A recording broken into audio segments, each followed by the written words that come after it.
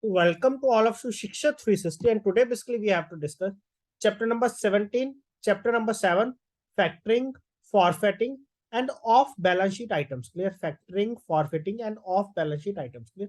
So this chapter is very, very important basically for the examination point of view. Some of the basically we know that basically there are 2 marks question basically will be asked in the examination. So basically we will expect that 2 mark question basically from this chapter also. Clear? From this chapter also,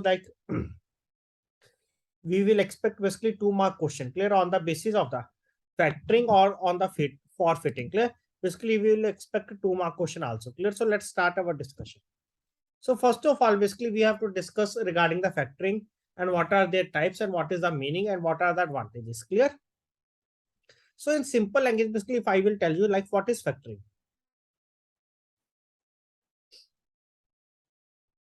Like here A and B. B is a seller. So B sells goods to the A. Clear? B sells goods to the A.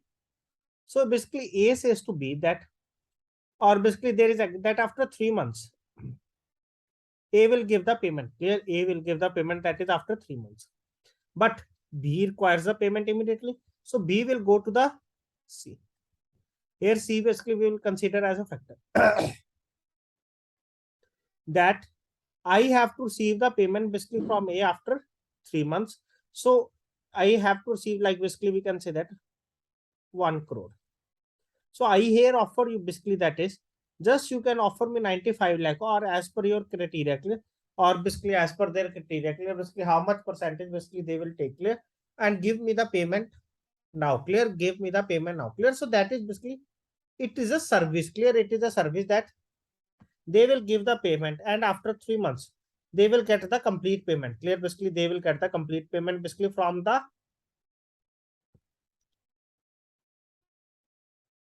A, clear? From the A. So basically this is beneficial, clear? Basically this is beneficial for them because just basically as we are taking example, as in a short duration, clear? Basically as in a short duration, they will get benefit of 5 lakh, clear? Basically as in a short duration, they will get the benefit of a 5 lakh, clear? They will get the benefit of 5 lakh, clear? So now let's discuss basically what they are saying that. Hope it is clear to all of you now basically what is the basic meaning, clear? What is the basic meaning of that factor? So factoring basically it is a service, clear? So factoring basically it is a service that is connected with the financing and collection of accounts receivables, clear? So that it is concerned basically with the financing and collection of accounts receivables, basically in domestic and international trade, clear? In domestic and both international trade. So it is an ongoing arrangement, clear? Basically it is an ongoing arrangement between the client and the factor. Clear? It is an ongoing arrangement, clear? So basically here B is the client, C is a factor. Clear? Between the client and the factor, and basically factor basically it is usually a bank or a financial institution, clear? Clear? So it is an ongoing arrangement basically between the client and the factor, usually a bank or a financial institution, whereby invoices raised on, clear? Basically where invoices raised on open account, clear? Basically where invoices raised on open account, sales of goods and services, clear? Basically where invoices raised on open account, sales of goods and services are basically regularly assigned to the factor, clear? Basically sales of goods and services basically are regularly assigned to the factor, basically for what? For financing, collection and sales ledger administration, clear? Basically are assigned to the factor basically for what? Basically for the financing, collection and sales ledger administration, clear? Basically for financing, collection and sales ledger administration. Further, here the buyer and the seller basically usually have the long-term relationships. The client sells, clear? Basically this is the client, basically the client sells invoiced receivables basically at a discount to the factor, clear? So here basically they will sell the invoice receivable basically at the discount that is 95 lakh, clear? It is of 1 crore or 100 lakh and they are selling basically 95 lakh, clear? Because they want immediately capital, clear? So the client sells invoiced receivables at a discount to the factor. Clear? At a discount to the factor, Basically to raise finance, clear? Basically for what? To raise finance for the working capital requirement, clear? Basically to raise finance basically for the working capital requirement, and the factor basically may or may not accept the incumbent credit risk, clear? So it depends upon the factor, clear? Some are accepting the risk and some are not, clear? So the factor may or may not accept the incumbent credit risk, clear? Further, factoring enables, clear? Further, basically factoring enables companies to sell their outstanding book debts basically for the cash, clear? So factory enables basically companies to sell their outstanding book debts, clear? Basically outstanding book debts basically, that is basically they want to receive money basically from the market, clear? In the upcoming time, basically which money basically they want to receive basically from the market, clear? That is basically considered to be as the book debts, clear? That is going to be considered as the book debts. Clear? So basically factoring enables the company basically to sell their outstanding book debts basically for cash. So what are the types of the factoring? Very, very important, clear? Basically very, very important for the examination point of view. So basically there are two types of the factoring services: recourse factoring, that is basically with the recourse, and non-recourse factoring, that is without recourse, clear? So basically there are two types of the factoring. First one is the recourse factoring, that is basically with the recourse. Second one is the non-recourse factoring, that is without recourse. So what is the meaning of these two? First of all, in a recourse factoring, clear? First of all, basically we have to discuss regarding the in a recourse factoring, clear? So basically in the case of the non-payment, because they are getting payment basically from the buyer, B is the client, C is the factor. So from where basically C will get the payment? Basically from the A. So basically there are two cases arising. First case, A will give the payment, no need to worry anything. Second case, A will not give the payment. So what we will do? Clear? So in the recourse factoring, clear? Basically in the recourse factoring, in the case of the non-payment of invoices by the customer, clear? That is basically when A will not pay, clear? Basically when A will not pay. So in that case, basically the C will recover the money from the B, clear? The recover the money from the B, clear? So basically in the recourse factoring, in the case of non-payment, clear? Basically in the case of non-payment of invoices by the customers, clear? In the case of non-payment of invoices by the customers, the factor will recover the amount advanced from the client, clear? The factor will recover the amount advance, that is basically which they have already given basically from the client, clear? Basically from the B. So in a recourse factoring, clear? Basically in a recourse factoring, clear?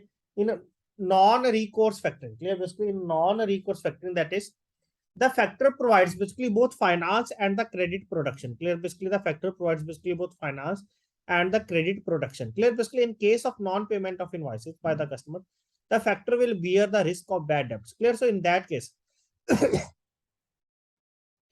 in a non-recourse factoring, basically all the responsibility basically will be on the factor, clear?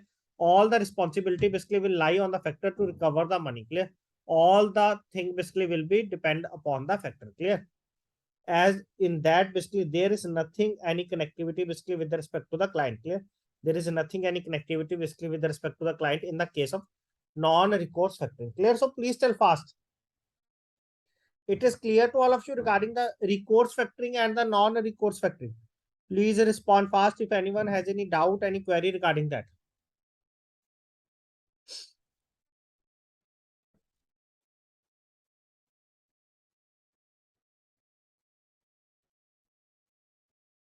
So now move to the next one.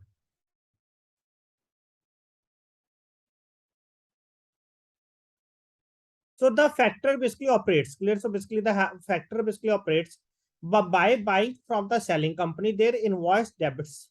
These are purchased basically usually basically with the credit protection by the factor. Basically with the credit protection, that is basically in the case of the failure, who is responsible, clear? So basically these are purchased usually basically with the credit protection by the factor, who then will be the responsible for all credit control with the credit protection by the factor, who then will be the responsible for all credit control, collection and sales accounting work, clear? Basically who will be responsible basically for what? For all credit control, collection and sales accounting work, clear? Basically for all credit control, collection and sales accounting work. So the management of the company, clear? So the management of the company basically may thus concentrate on production and sales. So basically, in that case, basically the management of the company basically may thus concentrate on production and sales and need not concern itself, clear? Basically, and further, basically need not concern itself with the non-profitable control and sales accounting matters, clear? And need not concern itself basically with the non-profitable control and sales accounting matters, clear? Because all these things is to be managed by the factor, clear? Just they have to sell the material and they have to get the payment basically from the factor, clear? Rest everything basically will be taken care by the factors, clear? Everything basically will be taken care by the factor, clear? That is how they have to receive the money, clear? But there is always a good relationship basically between the buyer and the seller, basically in these types of cases, clear? Only then the business will going to be successful, clear? Otherwise basically there is nothing any benefit under that. So here further domestic factoring, clear? Basically there are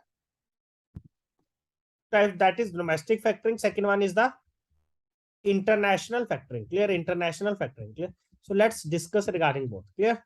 So under the domestic factoring, receivables arising, clear? Receivable, that is bills arising only out of the domestic trade, clear? Basically receivables arising only out of the domestic trade will be considered for the factoring, clear? Basically will be considered for the factoring. So the supplier and the borrower, clear? Here the supplier and the borrower, basically shall draw bills of exchange. The supplier and the borrower basically shall draw bills of exchange basically for the goods supplied, and the purchaser shall accept that, clear? And the purchaser shall accept that. So after the acceptance of the bills of exchange, clear? Basically after the acceptance of the bills of exchange, the factor shall make a prepayment, clear? Basically after acceptance of bills of exchange by the purchaser, the factor basically shall make a prepayment of about 80% of the invoice value after deducting its discount charges basically at normal rates for the period of bill of exchange basically to the supplier.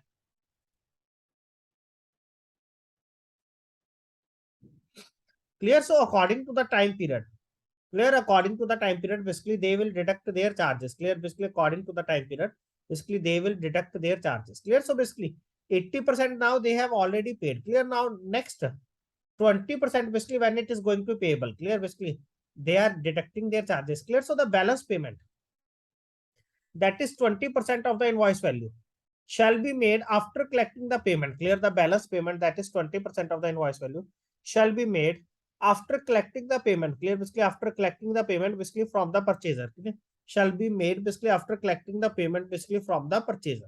So if the purchaser basically fails to pay the due amount on the due dates, clear? So the supplier shall make good the payment, clear? The supplier, that is basically the supplier shall make good the payment, that is basically the payment is to be provided by the supplier to the factor, clear?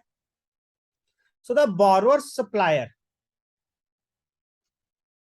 shall, the borrower or supplier basically shall submit the bill of exchange, clear? Basically the borrower or supplier basically shall submit the bill of exchange along with the invoice, clear? Basically bill of exchange along with the invoice and LR or RR receipts, clear? RR receipts.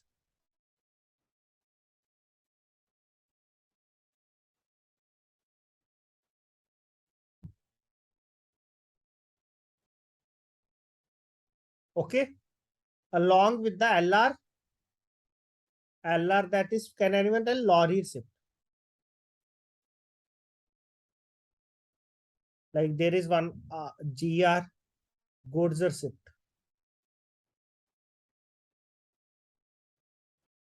Clear? So the maximum debt period. So what is the maximum debt period? So the maximum debt period normally permitted under the factoring is 150 days, clear? So what is the maximum debt period basically normally permitted under the factoring? This is 0.5 mark question. It is 150 days, under which inclusive of maximum grace period, that is of 65 days, clear? So grace period here it is to be 65 days. So without grace period, it is to total 85 days. Clear? Generally, basically, it is to be 85 days plus if we are included 65 days. So it will become 150 days. Clear? So it will become 150 days. Clear? So please remember all these points. Clear? Basically, please remember all these points that basically we are discussing here, basically under the domestic factory. So basically, there are many reports. Clear? So various management information system (MIS) reports. Clear? MIS basically stands for the management information system reports, such as debtors aging analysis. Clear? DA, or weekly statement of accounts, sales analysis, and sales of outstanding invoices. Clear?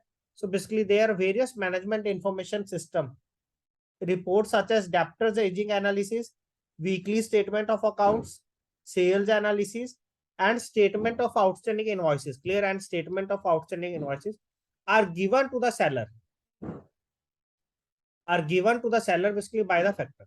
So to be eligible for factoring, suppliers must have a minimum track record of certain years of existence in business with the consistent profitability and a positive minimum net worth. Clear? And a positive minimum net worth. Clear? So only basically where there is a good financial record, clear, of the previous few years, all their buyers basically will give the money on time. Clear? Only in that cases, clear, basically factor basically will come play their role. Clear? Basically factor basically will play their role. Clear? So all these things basically play an important role. Clear? All these things basically play an important role in the function. So usually basically before providing advance payments basically to the supplier, an agreement is entered basically with the supplier basically for assigning the debts of the purchaser to the factor, and thus later makes advance only against invoices drawn on this particular purchaser. Clear? Basically, and advance basically only against invoices basically drawn on this particular purchaser. Sublimit. Clear? Basically sublimit basically of each purchaser is to be fixed, and the sum of these sublimits is the overall limit of the supplier. Clear? And overall basically sum of all these sublimits basically it is the overall limit of the supplier. Usually the purchaser, clear, basically usually the purchaser should have been dealing with the supplier. Clear? Usually the purchaser basically should have been dealing with the supplier for a minimum certain period basically to be eligible for factoring. Clear? So basically there is also one more criteria, that is basically there is a minimum certain period basically for the basically for the purchaser basically to be eligible basically for the factoring. Clear? Only after that basically they are able to know regarding the purchaser. Clear? Only after that basically they are able to know regarding the purchaser and their working. So the limit, what is the limit?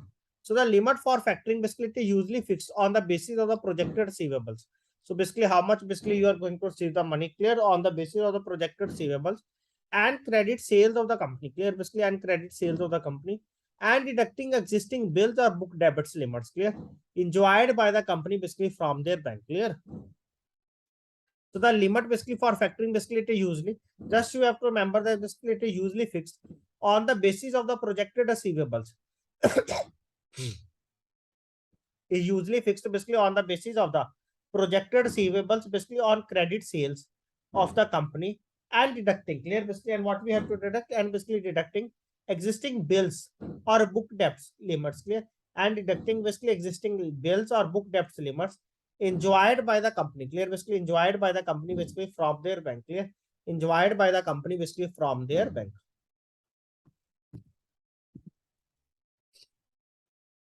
So normally the charges, clear. So what are the charges? Clear. So normally the charges basically for factoring basically will consist of 0.5 mark question.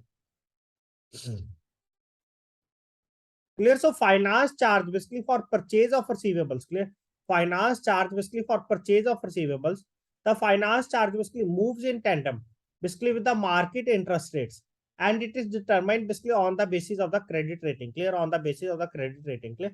Like basically if you know that basically if any person is having CIBIL more than 750, clear, having CIBIL basically more than 750, so we can say that least interest, like basically just basically we are taking example 6.5% interest rate basically will be charged.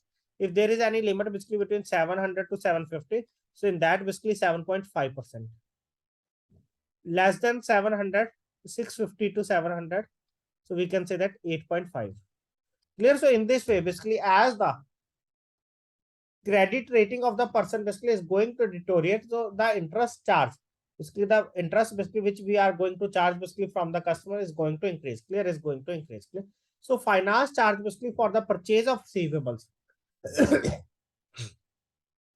Second one, service charge. Clear? Along with that, basically there is service charge. Basically for what? Service charge basically for the collection, follow up, and administration, etc. Clear? What is service charge? It is basically for what? Service charge is basically for the collection, follow up, and administration, etc. So the service charge, clear, basically further the service charge basically varies from 0.1% to 2% of the invoice value. Clear, the service charge basically varies from 0.1% to the 2% of the invoice value, and it is determined, clear, basically, and it is determined on the basis of the value of invoices basically submitted to the factors. Clear? So what is the range of the service charge?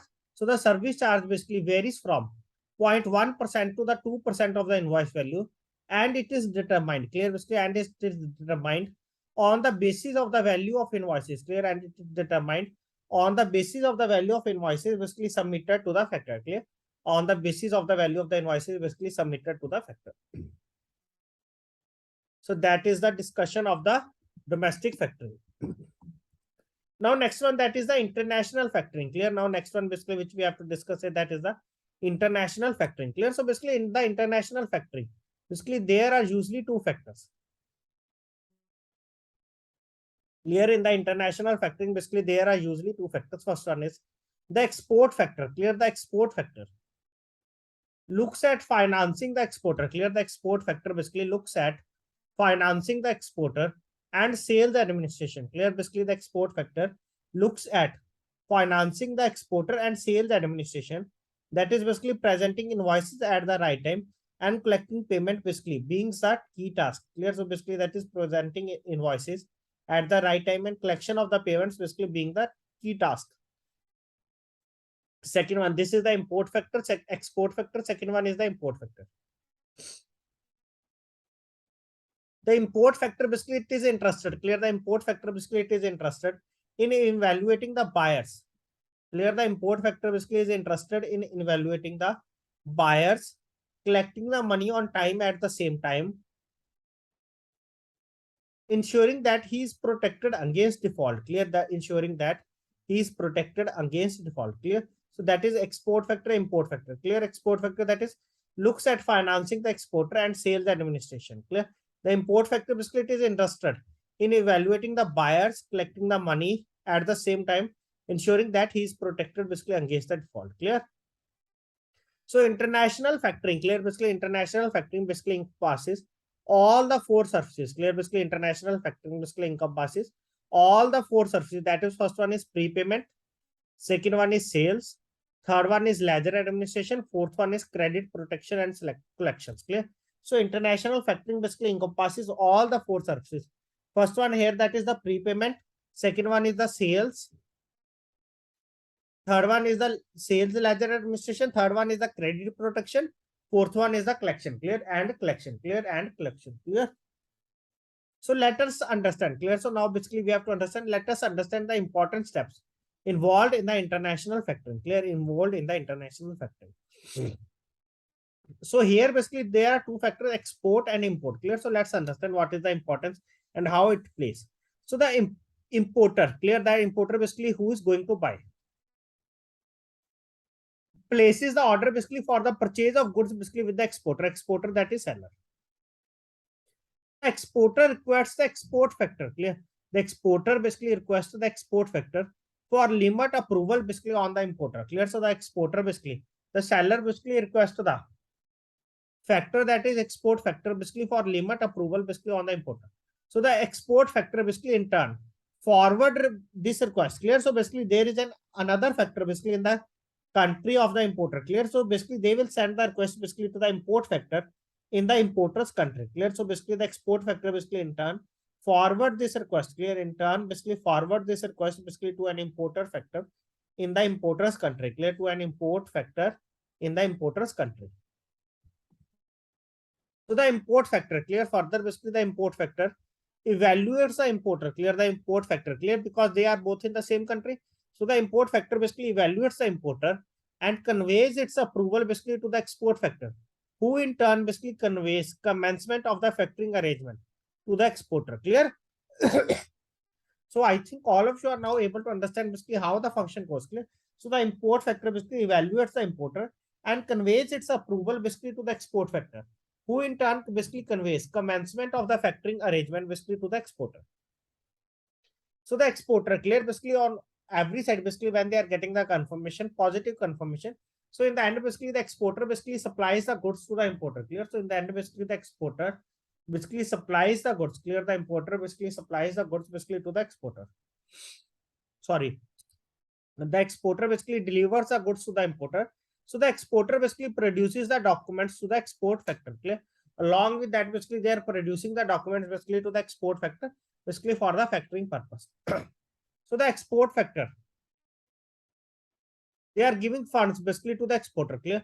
The export factor basically disperses the funds to the exporter up to the prepayment amount decided, and at the same time, clear, basically they will forward the documents basically to the import factor basically for getting the payment. Clear.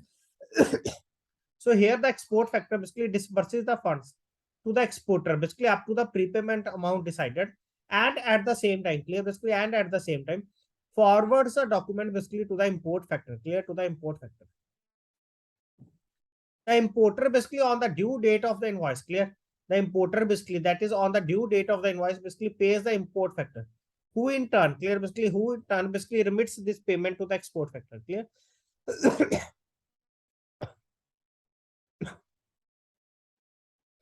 Okay, the importer basically on the due date of the invoice pays the import factor. Clear, basically who in turn receives this, remits this payment to the export factor.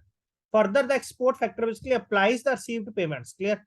The export factor basically applies the received funds to the outstanding amount of the advance basically against the invoices. Clear. So the export factor basically further the export factor basically applies the received funds to the outstanding amount. Clear. The export factor basically applies the received funds to the outstanding amount of the advance against the invoice. Clear. The export factor basically applies the received funds to the outstanding amount of the invoice basically against the invoices advance. So the exporter basically receives the balance payment. Clear. So basically in the end, basically when all the process is going to be completed, clear, or they know that basically they are getting the payment. So basically in the end, the exporter, clear, because till now complete money it is not going to be delivered. So the in the end, basically the exporter basically receives the balance payment. Clear. The exporter basically receives the balance of payment. So this is regarding the international factoring. Under that, basically there are two factors, import factor and the export factor. Clear. So now last, what is the advantages of the factoring? Clear. Now last one basically which we have to discuss now. What are the advantages of the factoring? Clear. So basically factoring replaces high cost market credit. Clear. That is basically from the market. So basically factoring replaces basically high cost market credit and enable the purchases basically on cash basis, basically for availing cash discounts. Clear. And enables the purchases basically on cash basis for availing cash discounts. So the customer gets instant finance basically against each invoice. Clear. So here basically customer get instant finance. Clear. Basically from the factor. So low margin up to 20%, thereby improving the cash flows. Clear. That is margin is to be very low. Clear. Because 80% of the money basically they will give. The customer gets a large credit or grace period. Clear. So the customer gets a large credit or grace period basically which we have discussed, that is 150 days, inclusive of the grace period, that is 65 days. Each invoice is followed for the payment. Clear. Each invoice basically it is followed for the payment by the factor on the due date and thereafter. Clear. So each invoice basically is followed by for payment basically by the factor on the due date and thereafter. Clear. So MIS reports, management information system reports, and sales ledger administration basically it is totally taken care by the factor. Clear. So basically that is MIS reports and sales ledger administration is totally taken care by the factor. Clear. Last one, that is factoring accelerates. Clear. Basically factoring accelerates receivables turnover. Clear. Basically factoring accelerates receivables turnover and improves the operating cycle. Clear. Basically factoring accelerates receivables turnover. Clear? Basically, factoring accelerates receivables turnover and improve the operating cycle. Clear? Basically, and improves the operating cycle, resulting in more production. Clear? Basically, and improves the operating cycle, resulting in more production, larger sales, higher profits, and increased ROI. Clear? Higher profits and increased ROI. Clear? So factoring basically accelerates receivables turnover and improves the operating cycle. Clear? And improves the operating cycle, basically resulting in more production, larger sales, higher profits, and increased ROI. Clear? Higher profits and increased ROI.